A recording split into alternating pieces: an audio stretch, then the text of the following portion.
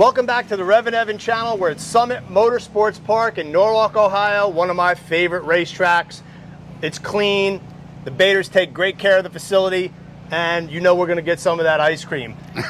Today we're gonna talk to Frank Schmidt from Canada. I've been following this car for a long time, been wanting to get it on the channel. I'm a huge fan, obviously, of Fox body Mustangs, and I love the 79 Pace cars. This one is as clean as it gets. It's running in super stock this weekend. Frank, great to catch up with you and have you on the channel. My pleasure. So tell us a little bit about the car. It's a 79 Pace car, original Pace car. Originally came with a 4-cylinder turbo. Was built in, I think, 2017 or 2018 locally around where we live. And a guy ran it for a year and a half or so and wanted to get out of it, and I was just in the right place at the right time. Frank, you said this thing was a dream to own a 79 Pace car. You already have a Thunderbolt, so I know you're a diehard Ford guy. The Fox body Mustang is quite the departure from a Thunderbolt. So tell me what you love about this car and how did you come to own this one? Going way back to when I was 15 years old in 1979, my sister's fiance had one. He let me drive it. I fell in love with the car.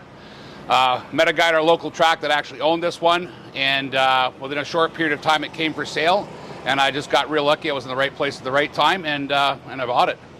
So when you bought this car, was it a street car or is it a race car? It was exactly as you see it now. Oh, wow. Turnkey race car. Yes. So tell me real quick about the Thunderbolt, because I think you said that's for stock eliminator as well, right? Well, this is super stock. This is super stock, yeah. The Thunderbolt is a former Tom Nolan car. Tom's out of Western Canada. Pretty much the same thing. I was looking to buy something. That would have been my dream car. Thought it would have been out of touch. One thing led to another, and I took a big step and was able to get my hands on it because I knew I'd never have an opportunity like that again. Right now, so obviously with stock eliminator, the engine has to match the car in the sense that if it's a Thunderbolt, there's only one engine you can run in that thing, and that would be the 427 dual quad combo. But in super stock, the opportunity offers itself to run a wide range of basically any Ford production car engine. So this thing does not have the original 4-cylinder, it has a V8, right? Yes, and it's to run GT. It's based on a 1968 Mercury engine, would have come in a Mercury Cougar, for example.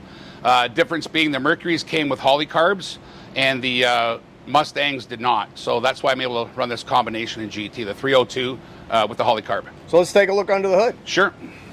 My good friend Tommy Delago has come up with an incredible product. He's got a full line of beef jerky made right in Michigan in the USA. Tommy tunes nitro dragsters, top fuelers for a living, so he knows about the heat. So he's got the heat, he can bring the sweet. He's got a whole lineup of different flavors. Original A1, he's got bacon flavored, he's got nitromethane. He's also got some sweet stuff if you like the sweet tooth. But this is a great snack whether you're doing carnivore, whether you just like the beef jerky. So check him out online at beefjerkyunlimited.com.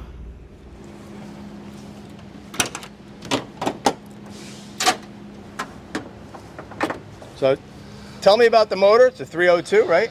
Yeah, 302. Nothing super fancy. AFR heads haven't been touched, although we're allowed to. I just haven't got around to it. I really needed to. Try to stick with very high quality components just to save when things break. Jessel Sportsman lifters, steel rockers, you know, basic, pretty much basic stuff. Not too much done to it like you would have to do with other classes.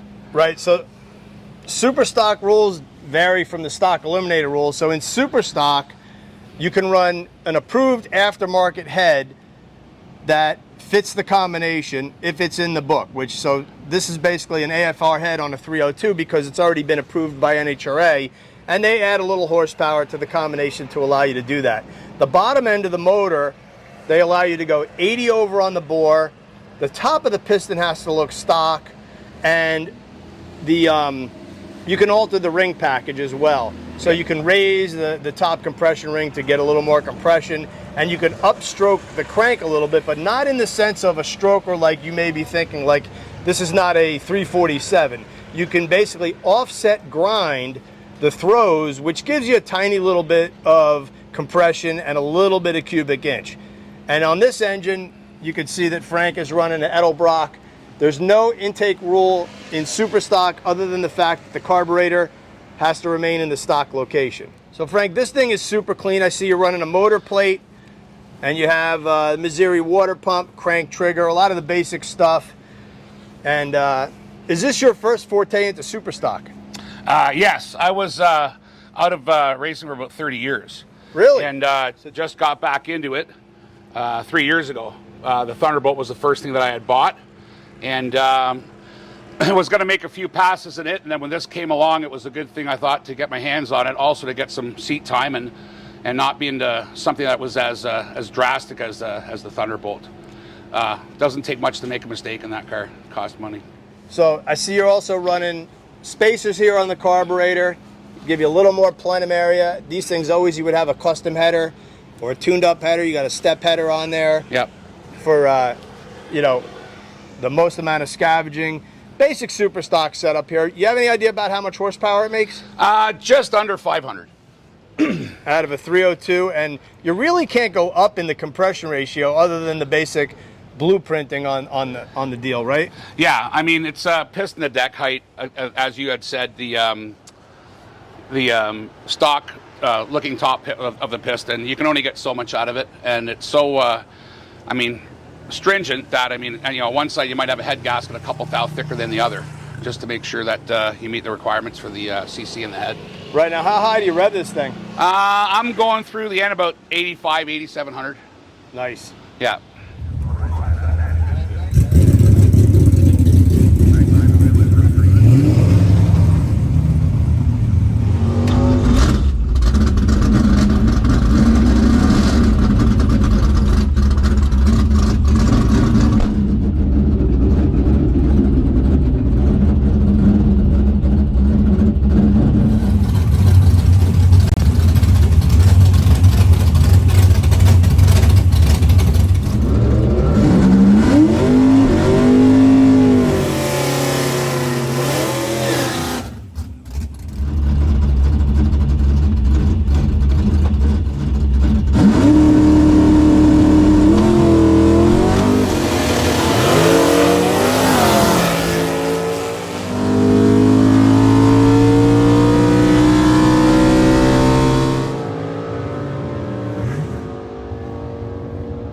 '79 Pace Car. It's very popular with Fox body people. I love it. The color combo, just the bright orange, the red, and you know, Fox body Mustangs are particularly angular and square kind of cars. They don't really have a lot of curves, so it's difficult, in my opinion, to do really custom paint jobs on them that actually flow with the body lines. But Ford did a great job with the Pace Car, the way that they kind of just basically angled the stripe up and over the roof. The silver with the black, with the orange and the red just really pops, and the running horse down the side of the car. It really just screams Ford Mustang. What does it really mean to you? Well, I mean, that's a lot of one of the reasons I liked it. The square headlights, the vertical tail lights, you know, slightly reminiscent of the 60s Mustangs, or like 1970. But just the, as you said, the color combination, everything, and also, again, going back to, you know, when I was 15 years old, it just made such an impression on me that my future brother-in-law let me drive the car.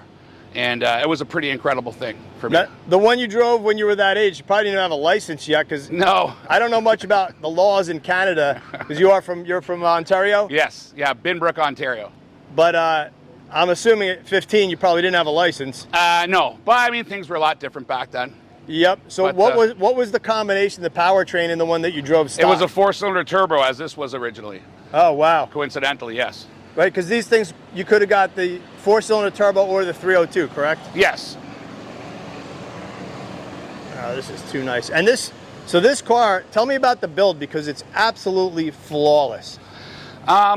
So it was a local guy, Craig, him and his buddy Rick had built it. Craig's known for just doing everything 100%. They spent a lot of time on it. I mean, there's not much more I can say than that. That's as close to perfect as you can get to building a race car.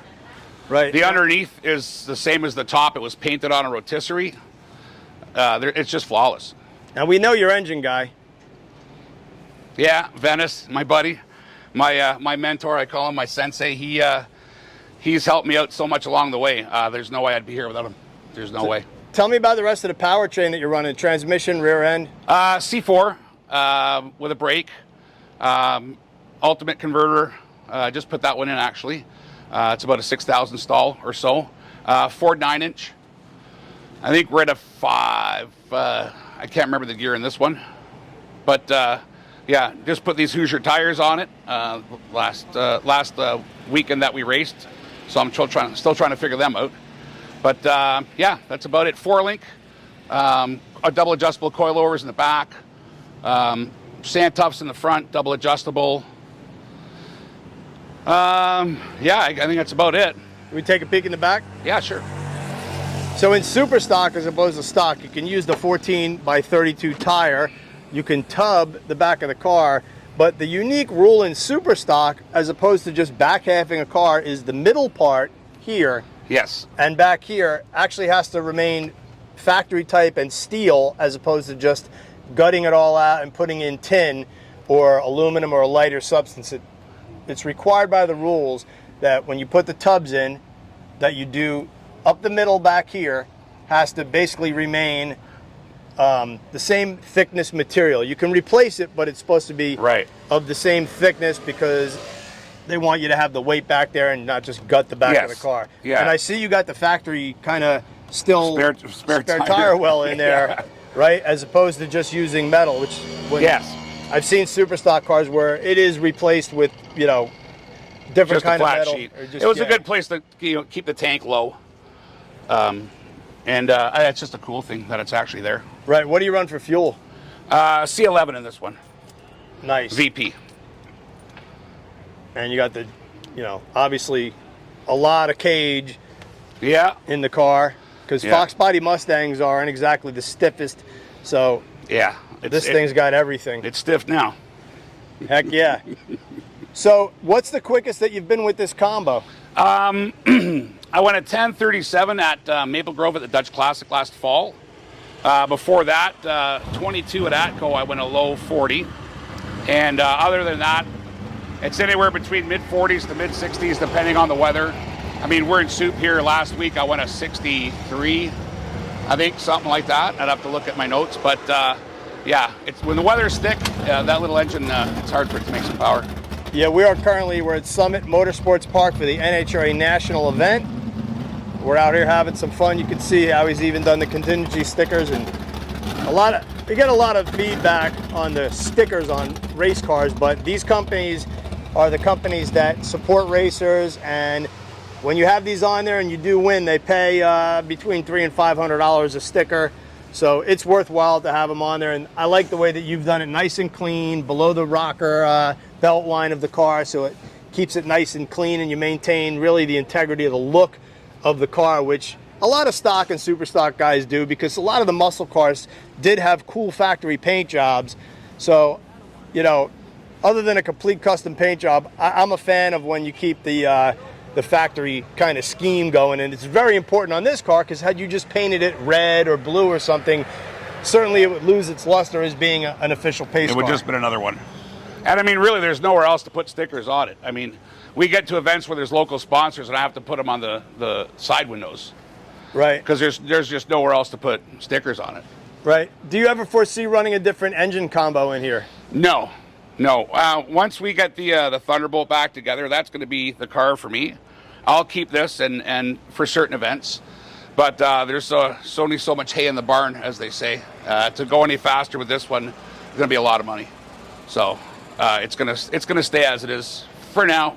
You know, that's the plan anyway. Things may change. Right, and it's a cool combo, and Fox body Mustangs do accept a large kind of array of engines, because despite being a Fox body and being a relatively small car, you can see the 302 is kind of sunk down in there, and you can fit FEs in these things. And in super stock, you can run really anything you want that's in the book, that's in the the guide from NHRA, so you could run a Coyote or anything. But honestly, keeping it at 302 really keeps it with its heritage, because they did come with 302s back in the day. Yeah, that's one of the things for me, is to keep things not as original as possible, but what it came with. I mean, these things are, the engine compartments are huge. They sell cross members. You can put a big block Chevy, big block Ford, whatever you want in it. Keeping the stock front suspension is one of the things we have to do. But guys that are just going bracket racing that want to go fast, I mean, they're putting motors and power into these things like unbelievable. Oh yeah. So has the car ever been restored? Yeah, like when it was built. So that was totally stripped down to nothing. They did the chassis work, everything. Then they painted it on a rotisserie and put it all together, put the decals on, and finished it up. I mean, did a wonderful, beautiful job. Yeah, and you just did a fantastic job with your wheel choice, the fitment, the stance. We're on a little bit of a downhill here, so it's hard to really see the full stance of the car. But when it's flat, it sits absolutely beautiful. And the cackle of a super stock motor, because these guys run, there's no valve train rule in that sense. You can run any camshaft, you can run huge valve springs in these things. So we're not going to ask Frank for the cam specs, but you better believe this thing probably has over 800 lift, maybe even more than that, because they're relatively small valves. So you gotta get the airflow in there somehow. And with no valve train rule, these guys go with very big cams, a lot of duration, and you could hear when he fires this thing up how much lope it has to the cam. In fact, can you fire it up? Yeah, sure. All right. It's going to be a lot quieter on the grass. That's for sure. That it was pulled out of the trailer. That's true. I heard that when you pulled it out. Let's hear this cackle.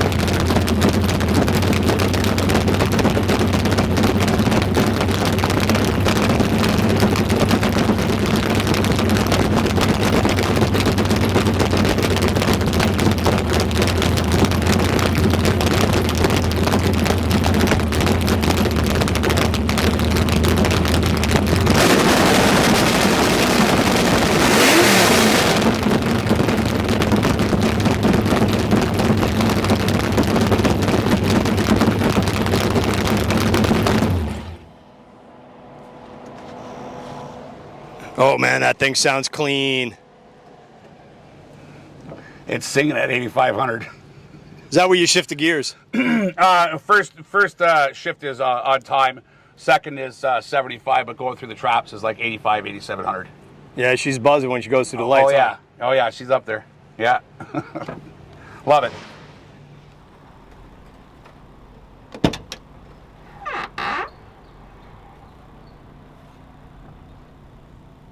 The one thing that's really unique to the 79 and the 79 only Mustang that gives it away is look where the door handle is. It's right there at the very bottom, not up here where it would normally be on any other year. That's a complete giveaway. You gotta love the roll-up windows, nice and light. The basic 79 Fox body. Check out the interior. Obviously in super stock you can use aftermarket seats, aftermarket shifter. Frank is running just this autometer little dash, so he doesn't have the interior cluttered up with a bunch of gauges. Single battery.